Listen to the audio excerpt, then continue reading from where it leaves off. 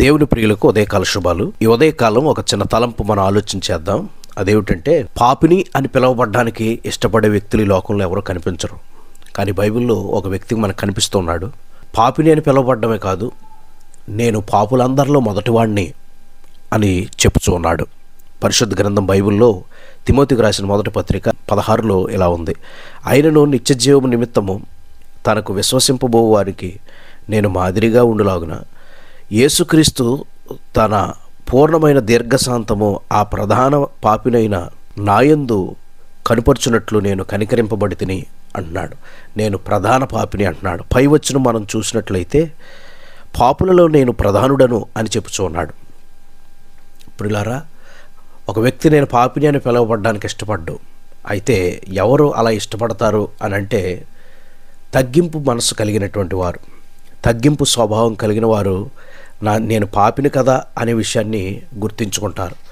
దైవ గ్రంథంలో మనం చూసినట్లయితే రోమిలకు రాసిన పత్రిక అధ్యాయం 12 వచనం 16లో ఇలా ఉంది: ఏడ్చువారితో ఏడుడి, ఒకరితోనొకడు మనసు కలిగి ఉండుడి, హెచ్చువాటి యందు మనసు ఉంచక తగ్గువాటి యందు ఆసక్తులై ఉండుడి. తగ్గించుకోవడానికి ఆసక్తి కలిగి ఉండాలని దేవుని వాక్యం చెప్పుచున్నది.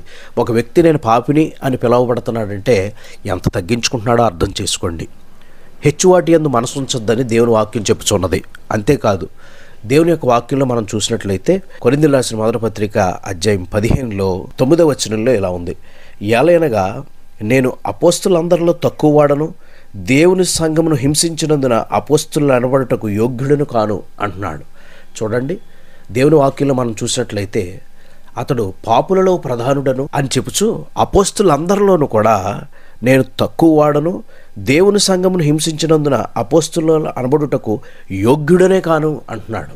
కానీ విచిత్రం ఏమిటంటే, ఈ ప్రపంచంలో ఏ దైవోపదేశకుడు, ఏ సందేశకుడు వర్తమానం అందించినా పౌలు అని పిలిచే సందర్భాలు తక్కువగా కనిపిస్తూ ఉంటాయి. అపోస్తులుడైన పౌలు అని పిలిచే సందర్భాలే ఎక్కువగా కనిపిస్తూ ఉంటాయి. అంటే అపోస్తులుడు అనిపించుకోవడానికి ఇష్టపడని పౌలు గారిని ప్రపంచంలో ఉన్న బోధకులందరూ కూడా అపోస్తులుడు అపోస్తులుడు అపోస్తులుడు అని ప్రస్తావించడం మనం చూస్తూ ఉన్నాం.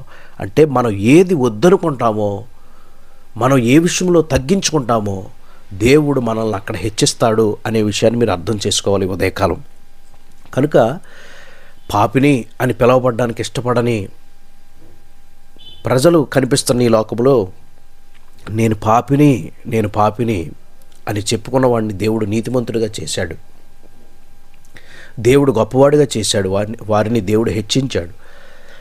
కనుక ఈ ఉదయకాలం ప్రభు మనకిస్తున్న తలంపు ఏమిటంటే, తగ్గువాటి యందు మనసు ఉంచుతాం, హెచ్చువాటి యందు మనసు ఉంచొద్దని దేవుని సేవకుడిగా ప్రేమతో నేను మీకు మనవి చేస్తూ ఈ తలంపులు ముగిస్తున్నాను. దేవుడు మనలందరినీ ఆశీర్వదించును గాక. ప్రార్థన చేద్దాం.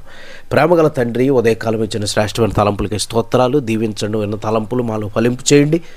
వాక్యం మా జీవితాల్లో ప్రతిఫలింపు చేయమని అడుగుచూ ఉన్నాం. మమ్మల్ని మీ ఆత్మతో నింపండి.